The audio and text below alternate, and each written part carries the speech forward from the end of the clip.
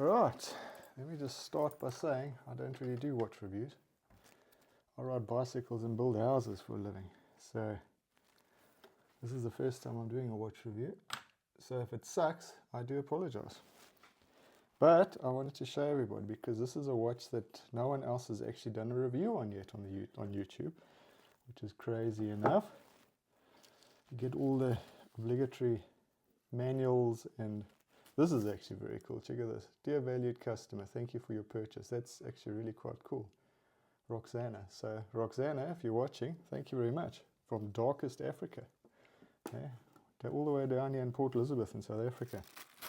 So now I have opened this up already, so I do apologize for that, chaps. I couldn't resist, so I had to get in here, man. But look at that. Look at that beauty. Isn't that magnificent? Okay, so this is not the original strap. The original strap is that, which is a nice strap, but it's not my taste in straps. So I've taken that off and put it on here. But what I'm actually going to do is put it onto my, let's get the box out the way here. I'm actually going to put it onto my IWC strap. I'm going to put the Steinhart buckle on there. I'm going to stick it on my IWC from my Mark 20. But let me tell you one thing about Steinhart, guys. Now these watches, let's turn this phone off quick.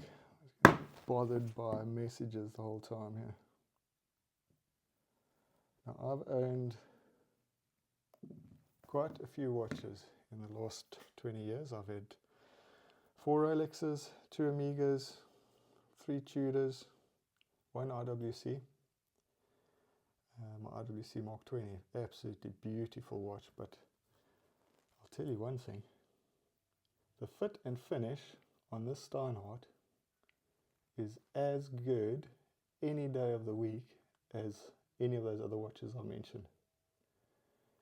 Absolutely beautiful. The one thing I can complain about with Steinhart on this specific model is the strap is not great. The strap's not great, so but I mean that's so easy to change out, and I love changing straps, so that's cool. But yeah, let's give you some sizes here. It's 42 mil, 42 mil in diameter. I've got to play with this crown. It just feels so smooth, man. So smooth. 42 mil. It's about 12 mil thick. I think it's 52 lug to lug or 50 mil lug to lug. So it's fairly large, but it's not like my pilot's watch. But yeah, it's an absolute beauty. Check out that movement. Isn't that magnificent? So that's a 64.98, which means that the sub-second is, or the second count is at 6 o'clock instead of at 9 o'clock. That's a 6497. But look at the polishing on this thing and the finishing. Absolutely beautiful. So yeah, what I'm going to do now is I'm actually going to take this strap off. This is a beautiful Hirsch strap, which is magnificent. I love Hirsch straps. I've got 3 of them so far. But I'm going to be completely different here and actually put my IWC strap on here. So now I had to go and shop around a bit. If you can see this now. I had to shop around a bit to get these spring bars because these are narrower spring bars than normal. I think they're 1.2 mil instead of the 1.5 mil spring bars that you get with most other straps. The holes there. Check out this beauty. Okay, so now this strap costs probably half as much as what the watch does. But this is the click system from IWC, which is magnificent. But look at that, doesn't that make it pop? That is beautiful. Beautiful. So they say that these hands aren't, well, they don't say that they're heat blued. On my military watch, they definitely painted, but these aren't painted, man.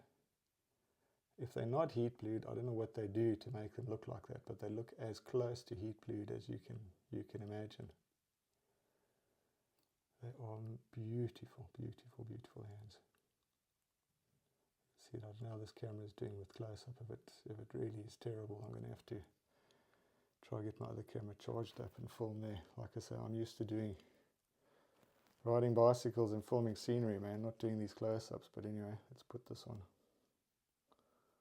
So these are wonderful straps, but like I say, this strap costs half as much as what the watch does. So these are 620 euros, I think it is, and there are the straps about 300, so, which is crazy for a piece of silicone, I presume. I don't know, is it rubber? It's a very nice strap though, but I think that makes it look magnificent, man. So yeah, this is my fourth Steinhart now. I've had the 1655 Homage. I've had the military 6497 movement with the sub-seconds at 9 o'clock. Also very, very nice watch. And there's another one, I can't think of it now. But yeah, I tell you what, guys, value for money. There's very little out there that can touch Steinhart value for money. Very little. When a company can make a watch this beautiful for this price, it makes you realize how much markup the other companies are running. I mean, this is as good fit and finish wise as a $5,000 IWC. And yeah, sure, it's not an IWC, so it doesn't hold its retail there. I mean, an IWC doesn't hold it that great either. So movement wise, these movements are very accurate. My military one is running, I think it's minus 1 second a day, something like that. I've yet to see what this one is running at, but we'll check it out and I'll let you guys know on that. But they run very, very accurately. That's one thing I can say about Steinhart is the way they regulate the movements. They certainly do a good job, man. Every Steinhart I've ever had is run within 5 seconds a day. And I mean, these aren't COSC movements. They are just normal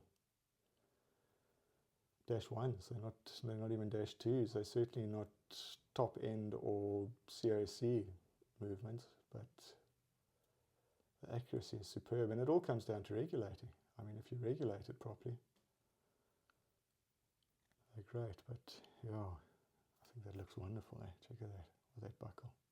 At least I've got the original Steinhart buckle on here again, but that blue on the hand and the blue on the strap really make it look amazing. So yeah, that's the review, guys. I think I'm the only one to put one on here so far. I know I'm not the best watch reviewer in the world. I'll leave that to the other boys. But like I say, fit and finish, quality, magnificent. Magnificent Steinhart. Yeah, I'm still actually probably going to buy a Leica or a Stoa, but the agent for Steinhart says to me, you're going to be disappointed. And I think I see what he means when he says I'm going to be disappointed, because there's absolutely nothing you can fault with the way this movement is made. I had a complaint. I used to have a Longines A7 Avigación, the one with the sort of tan-coloured Roman numerals, and it had sort of the crown up here at the 2 o'clock. Beautiful watch, beautiful, beautiful, beautiful watch. But you would set it perfectly on like 12 o'clock, and every time it would go around to 30 seconds past, it wouldn't be halfway through the marker. And it used to freak me out, man. This thing, because it gets to 60, is absolutely spot on with the marker. When it gets to 30 seconds, it's exactly halfway in the middle. And I mean, Longines couldn't get that right. And I mean, I love Longines. I've had 3 or 4 of their watches as well. Fantastic watches. But yeah, this baby, man, what a beautiful watch. What a beautiful machine. So yeah, 4th Steinhart, it definitely won't be the last. I'm sitting looking at their website again now, see what else I want. Oh man, that's beautiful. So let me put it on. So my wrist size, I think, is 7 3/4 inches. It's about 18 centimeters, something like that. I don't know how it works in inches, but yeah, check that. Beautiful. Beautiful, beautiful, beautiful. It makes the case actually look so thin compared to the military, the other one that I've got. So yeah, 42 mil.